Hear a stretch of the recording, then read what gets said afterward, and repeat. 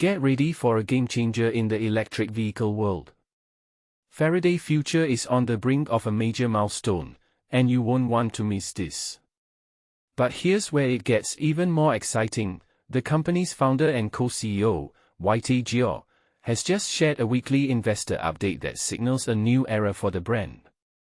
The highly anticipated FX Super One first pre-production vehicles roll-off ceremony is set for December 21 at their Hanford, California factory, a moment that could redefine the future of electric mobility. And this is the part most people miss. This isn't just about rolling out cars. It's about proving a revolutionary model that could reshape the industry. Here's the scoop. The first batch of components for the FX Super One MPV has successfully landed at the port of Long Beach, cleared customs, and is now en route to the Hanford factory. With nearly 3,000 parts per vehicle in hand, production is officially kicking into high gear. But why does this matter? Let's break it down. This milestone is a big deal for 6 key reasons. It's the final stretch of Faraday Future's bridge strategy, a closed-loop system that integrates supply chain, testing, logistics, customs clearance, and production.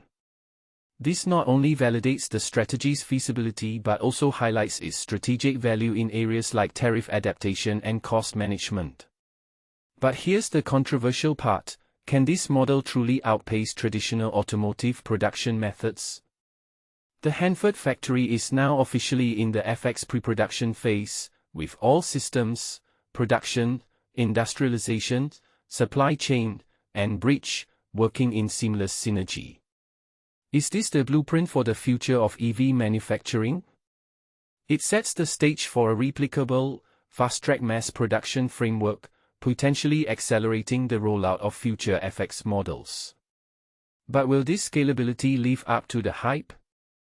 It's a breakthrough for the company's business, boosting its capital position and market expectations.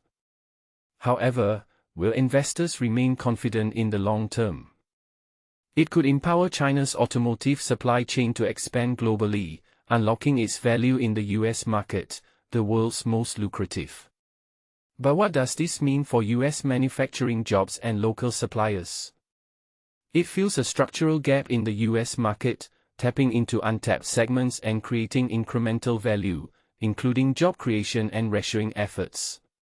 Yet, will this be enough to compete with established players? Now, here's another bombshell: the board has conditionally approved FF and FX's 5-year volume production plan, targeting 400,000 to 500,000 cumulative production and sales. But there's a catch: this hinges on securing financing and strategic partnerships. Will Faraday Future secure the funds it needs, or will this ambitious plan fall short? Meanwhile, Faraday Future isn't just focusing on production. Their Middle East team is making waves, showcasing the FF91 and FX Super One across the UAE, with plans to ramp up assembly and delivery of the FX Super One Air variant. But is this enough to dominate the luxury EV market in a region already crowded with competitors? Finally, YT Jia acknowledges the delays in sharing updates due to complex review cycles, emphasizing the need for improved internal synergy. With the 5-year plan nearing approval, the company promises to unveil its roadmap soon. But will this transparency be enough to regain investor trust?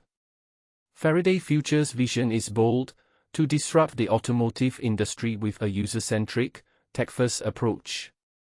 Their flagship FF91 and the FX strategy aim to bring luxury and innovation to a broader market. But the question remains: can they deliver on their promises in a highly competitive landscape? What do you think? Is Faraday Future poised to revolutionize the EV industry, or are they overpromising? Share your thoughts in the comments. Let's spark a debate.